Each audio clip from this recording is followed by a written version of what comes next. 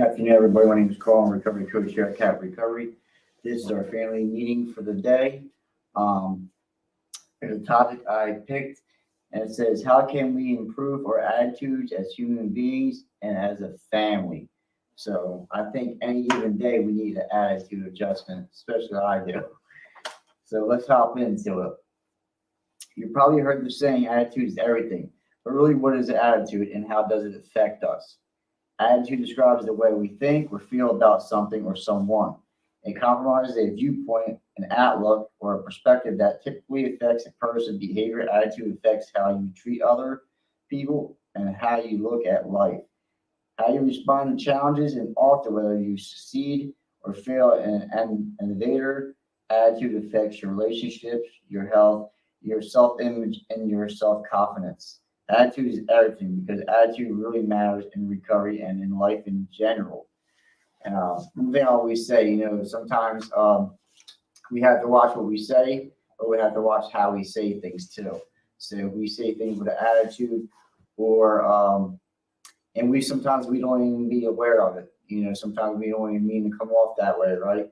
My girlfriend says it all the time. It's like how you say things or my tone of voice sometimes that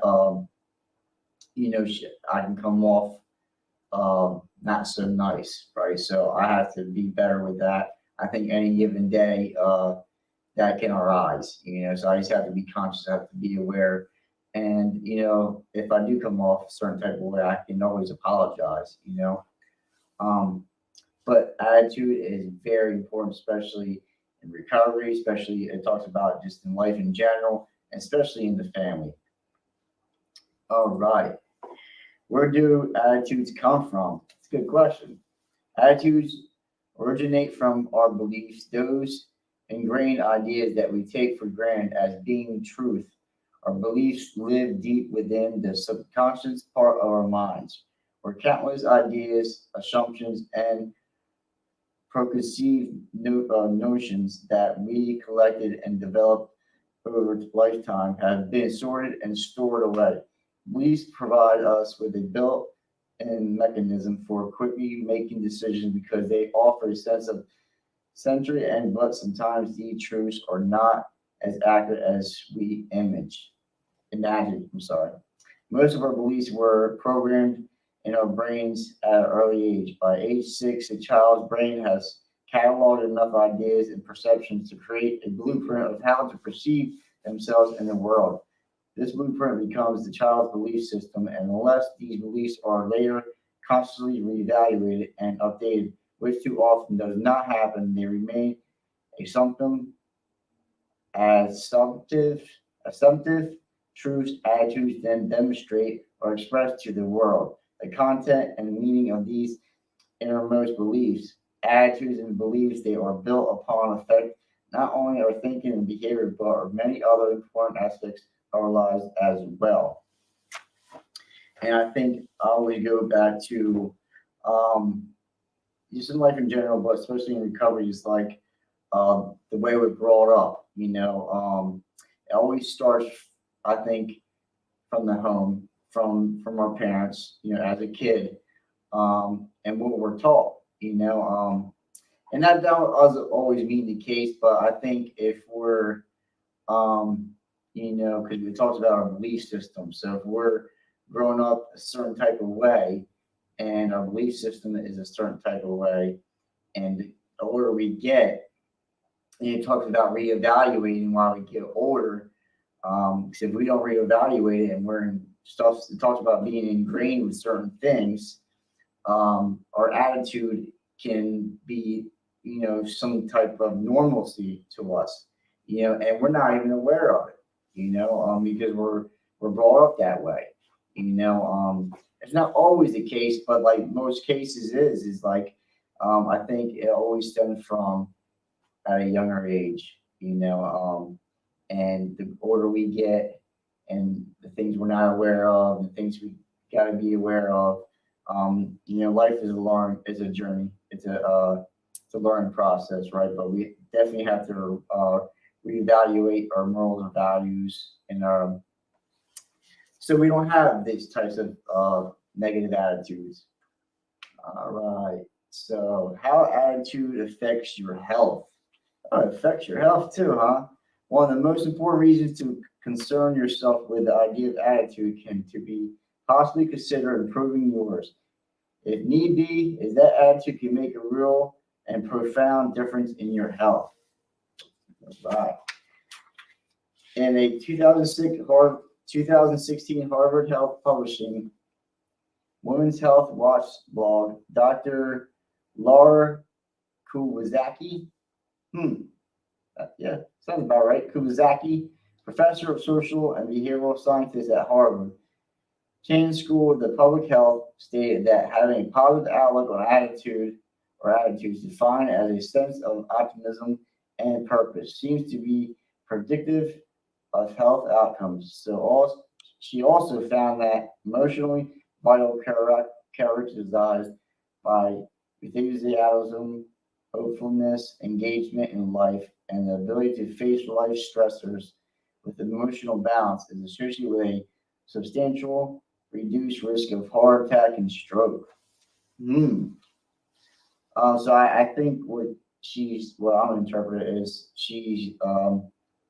it's better having a better outlook on life or a positive outlook on life and being optimistic, right? And try to look at the brighter things in life instead of the negative.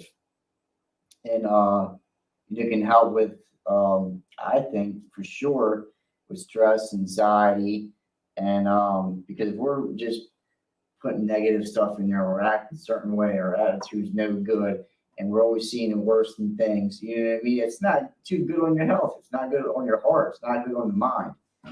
So I see definitely where our attitudes and our can affect our health. Very true. Sometimes we don't think about that, right?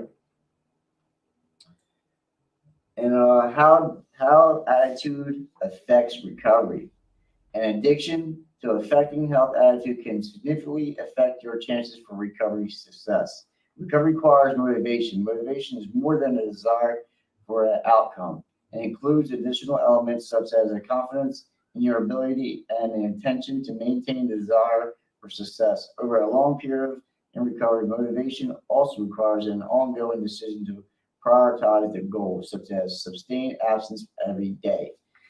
Motivation in recovery is aided by a positive attitude. To be resilient and overcome setbacks is necessary for focus on what is possible and desirable, rather than on what has gone wrong. There we go. We're talking about how don't focus on the negative. We try to look at the bright side of things, stay in the positive. Um, says with a positive focus, it is easier to get back on the horse and try again, limiting the negative effects of a misstep or setback and reestablish forward toward your recovery goals. First, decide to see yourself as someone who is capable of being an honorable person, someone who is willing to work toward that goal. Once you have embraced that attitude in your mind and heart, you will find it easier to remain on the path to success. Like it, very true. Remember, in every situation, you can always find something that is good and something that is not. Which of these you mainly lock onto and entirely a matter of your own choosing. Recognizing that attitude is a choice and not a matter of fate or luck allows you to take charge of your thinking and become empowered versus helpless. Oh, I like this part. Um, and I want to go back to like my attitude of myself, right? I think that's where I had to start in my process of my recovery, my attitude towards myself. Like I looked at myself no good, right? I looked at myself as a thief, as a robber, as a liar. And listen, all these things were true, right? But like I fueled that as of like I can't get better. I'm worthless. There's no way I can get clean or sober, right? There's no way I can have a good life. I don't deserve a good life. So my negative outlook on myself, my negative attitude towards the world and the people around me was all negative and not positive at all. So that like fueled the flame of my addiction. right? And it came to a point was like um, I had to put the drugs down and like build this mindset of I can do this, right? And it took many years, but like it came to that breaking point of getting clean or dying, right? So I finally got clean, and my positive outlook and my attitude on life has changed through the course of recovery, right? It takes work, and it took me some work, and it's an ongoing process, right? Like I would have to be on this process until the day I die, and right, I have to do work this on a daily basis. Of you know, I always looked at like the small things as the small bad things was like a big, we talk about a mountain or a molehill, a molehill of a mountain, right? And it was, I made things bigger than they're supposed to be, right? And so I had to like the look brighter side of things of like, maybe this is happening for a reason, whatever the case may be. If I'm going through a tough time, something bad happens.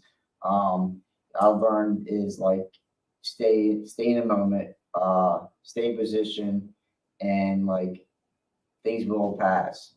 So I had to like train my mind and my mindset through talking with others and like doing some step work and stuff like that, and talking to other recurrent addicts that been through the situations I've been through, and getting through them, clean and sober. Because my go to is like, F this, not gonna work out. It's that negative attitude. You can go, always that negative outlook on life. Let me see where I left off at.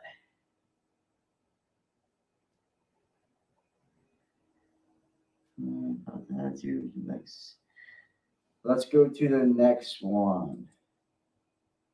Let's see here.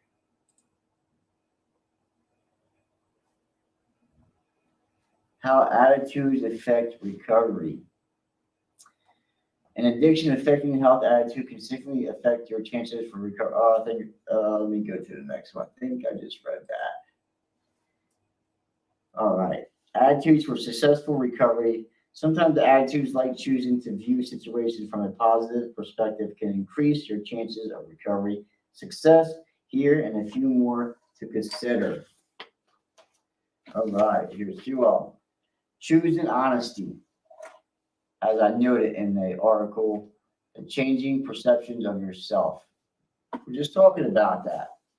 During recovery, the first step is changing negative self-perceptions and self-beliefs, and to embrace honesty, radically honesty, where no distortions, minimizations, or half-truths obscure the reality of one situation. One of the reasons 12-step programs work for people is that they provide a place where the recovering person can be radically honest and bear embarrassing secrets about themselves without fear or judgment or ridicule. Becoming honest with oneself is the first important step of the road to recovery. Yeah, we just talked about that. Like you have to be honest with yourself.